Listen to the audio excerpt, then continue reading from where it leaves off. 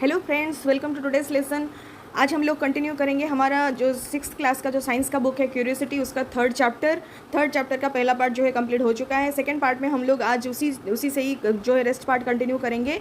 Last lesson में हम लोग हमारा जो क्लाइमेट के हिसाब से प्लेस एंड टाइम के हिसाब से जो हमारा ट्रेडिशनल फूड है उसके बारे में डिस्कस किए थे। कैसे हमारा जो डिफरेंट एरिया के हिसाब से क्लाइमेट एंड टाइम के हिसाब से जो है हमारा फूड कैसे चेंज होता है डिफरेंट रीजन के हिसाब से, वो थोड़ा सा डिस्कस किए थे। बहुत ही अच्छे वे में जो है एक टेबल बना के बहुत ही डिफरेंट वे में हम लोग जो है उसके बारे में डिस्कस किए थे। आज थोड़ा सा कुकिंग प्रैक्टिस के मतलब बारे में डिस्कस करेंगे, क्योंकि जो खाना हमारा होता है वो कुकिंग के बाद ही खाना बनता है, ठीक है। नहीं तो रॉ मटेरियल होता है, रॉ मटेरियल को हम लोग कुक करते हैं, कुक करने के बाद जो है ये खाना बनता है, यानी कि खाने लायक होता है। तो ये जो खाना बनाने का जो प्रोसेस है, ये जो बनने का प्रोसेस है, ये ऐसे ही है, एंशिएंट टाइम से जो था वैसे ही है या फिर कुछ डिफरेंट है, थोड़ा सा उसके बारे में हम लोग आज डिस्कस करेंगे। और क्या चेंज हुआ है, जो हमारा कुकिंग हैबिट्स है, कुकिंग प्रैक्टिसेस है, कैसे क्या चेंज हुआ है उसके बारे में थोड़ा सा डिस्कस करेंगे और आगे बढ़ेंगे। तो हो सके तो चैप्टर इसमें ख़त्म हो जाएगा, नहीं तो अगले लेसन में जो है हमारा ये थर्ड चैप्टर ख़त्म हो जाएगा। और इसमें जो है हम लोग बेसिकली जो है साइंस की बात नहीं, एनसीईआरटीज़ जो है हम लोग कवर कर रहे हैं। और सारे एनसीईआरटीज़ का बुक जो है हम लोग लाइन बाय लाइन कवर कर रहे हैं। और कहीं पर भी कुछ भी जो है डाउट है आप पूछ सकते हैं। बेसिकली जो भी स्कूल गोइंग स्टूडेंट्स हैं उनके लिए बहुत ही ज़्यादा फायदेमंद रहेगा। जो भी आप स्कूल में पढ़ रहे हैं दोबारा से सुन सकते हैं, यहाँ पे रिपीट हो जाएगा। और कुछ भी आपको समझ में नहीं आ रहा है तो यहाँ पे क्वेश्चन करके आप पूछ भी सकते हैं, डाउट क्लियर भी हो जाएगा। एंड सबसे बेनिफिट वाला पार्ट ये है कि जो लास्ट में हमारा लेसन्स रहता है उसको भी हम लोग यहाँ पे थॉरोली डिस्कस करेंगे, आंसर्स जो है उसका यहाँ पर प्रोवाइड किया जाएगा। तो चलिए स्टार्ट करते हैं। आज का लेसन जो है how have cooking practices changed over time, ठीक है। तो कैसे हमारा जो कुकिंग का प्रैक्टिसेस था वो चेंज हुआ है टाइम टू टाइम, जो है ओवर टाइम जो है कैसे चेंज हुआ है, क्यों चेंज हुआ है, कितना चेंज हुआ है, उसके बारे में थोड़ा सा डिस्कस करते हैं। You have learn that food habits very across states, are food choices as well as practices of food preparation में differ from one another. Have our food habits and cooking practices changed over time, ठीक है। जो हमारा food का जो habit है, जो हम लोग खाते हैं, जो हमारे खाने का जो हैबिट है वो हमारे स्टेट के हिसाब से पूरा अलग है। एक ही स्टेट में भी आप अगर डिफरेंट डिस्ट्रिक्ट में जाएंगे तो वो भी अलग रहता है। और चॉइसेस जो है हमारा फूड कंज्यूम करने का वो भी डिफरेंट होता है। प्रैक्टिसेस जो है हमारा फूड चॉइस करने का, खाना खाने का, सब कुछ जो है प्रिपरेशन के हिसाब से भी डिफरेंट रहता है।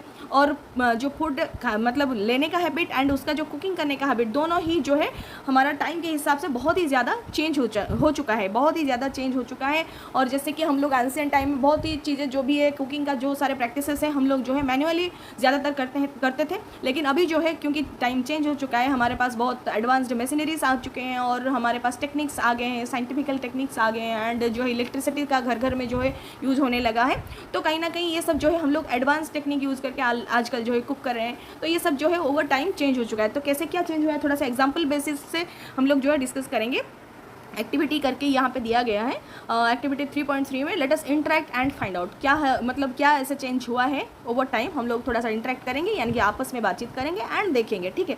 तो prepare a list of questions for gathering information from elderly people about their food habits and cooking practices, following are some of the sample questions, ठीक है। तो जो भी हमारे घर में एल्डरली पीपल है, जो बड़े लोग हैं, बुजुर्ग लोग हैं, उनसे थोड़ा सा पूछते हैं कि क्या वो लोग खाते थे और कैसे वो लोग खाना को पकाते थे, उसके बारे में थोड़ा सा डिस्कस करेंगे। तो हमें बहुत सारी चीज़ें जानने को मिलेगी, जैसे what kind of food do you still eat and what is new, what are the changes in cooking practices over time and what has caused these changes, ठीक है। तो क्या वो लोग खाते थे और अभी हम लोग क्या नया खाते हैं, कैसे वो लोग जो है कुकिंग करते थे, बाय टाइम जो है क्या चेंज हुआ है और क्यों ये सब जो है चेंज हुआ है। ये 3 क्वेश्चन हमें जानने को मिलेगा। फिर जो है conduct interviews with some elderly people based on the questions prepared, ठीक है। ये जो क्वेश्चन हम लोग प्रिपेयर किए हैं, थोड़ा सा बड़े बुजुर्ग लोगों को लेके थोड़ा सा इंटरव्यू करेंगे तो बहुत सारी चीज़ें जो है जानने को मिलेगा। यहाँ पे हमारा जो है पिक्चर में दिया गया है कैसे जो है हम लोग मतलब एंशिएंट टाइम में लोग जो थे वो चूल्हे पे जो है खाना बनाते थे, ठीक है। चूल्हे में यहाँ पे आप देख सकते हैं कि जैसे लकड़ी का यूज़ होता था जलाने के लिए और ईंधन के लिए, और उसमें जो है तवे पे जो है हमारा रोटी ऐसे सेका जाता था, ठीक है। लेकिन अभी क्या हो रहा है, अभी हम लोग मॉडर्न गैस स्टोव्स वगैरह यूज़ करते थे। और यहाँ पे जो है हमारा गैस फ्लेम में जो है हमारा गैस फ्लेम आने के लिए हम लोग जो है सिलेंडर्स यूज़ करते हैं, गैस सिलेंडर्स यूज़ करते हैं।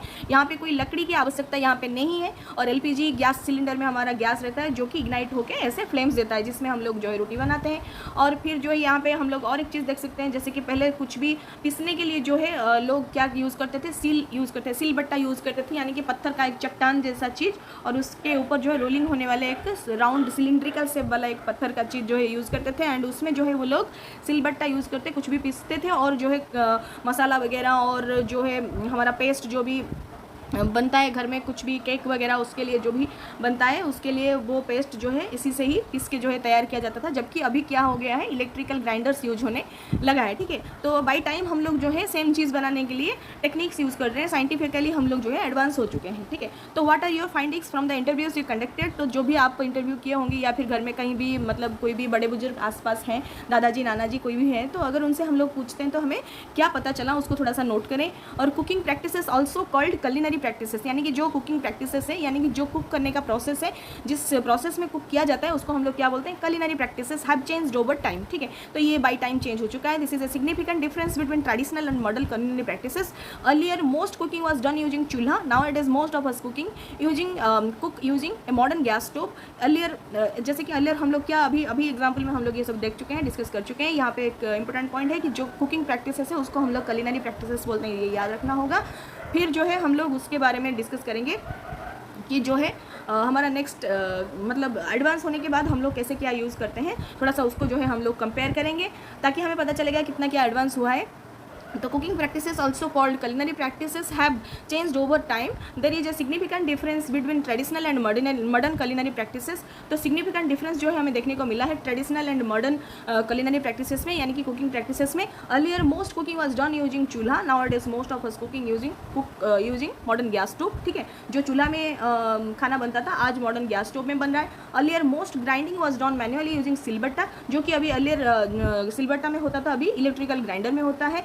ईज़ ऑफ ग्राइंडिंग होता है क्योंकि वहाँ पे जो है मैनुअली करना पड़ता था, बहुत टाइम टेकिंग होता था और किसी एक पर्सन को जो है उसमें बहुत कसरत करनी पड़ती थी। लेकिन अभी ग्राइंडर में बहुत ही ईज़ में हो जाता है और इतना हमें लेबर नहीं करना पड़ता है, बहुत ही आसान से जो है बहुत कम टाइम में हो जाता है, बहुत ज़्यादा क्वांटिटी में भी बन जाता है, ठीक है। Find out what were the other ways of cooking and grinding, why have these culinary practices changed over time. These changes may be due to factors such as technological development, improved transportation and better communication, ठीक है।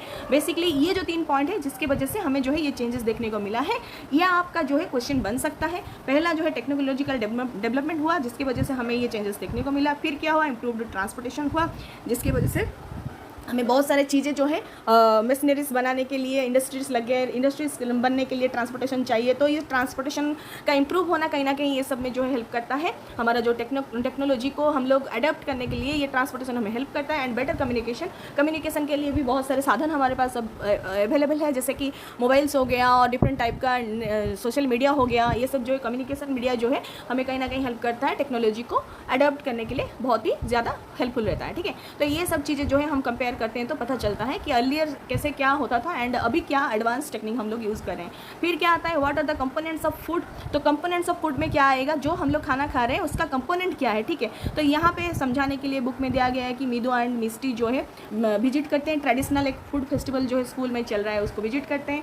उसका theme जो है ये रहता है कि eat healthy and live healthy, जो आप स्वस्थ आहार खाएंगे तभी आप जो है स्वस्थ जीवन जी पाएंगे, ऐसा उसका थीम रहता है। The festival featured various stalls displaying different kind of traditional dishes.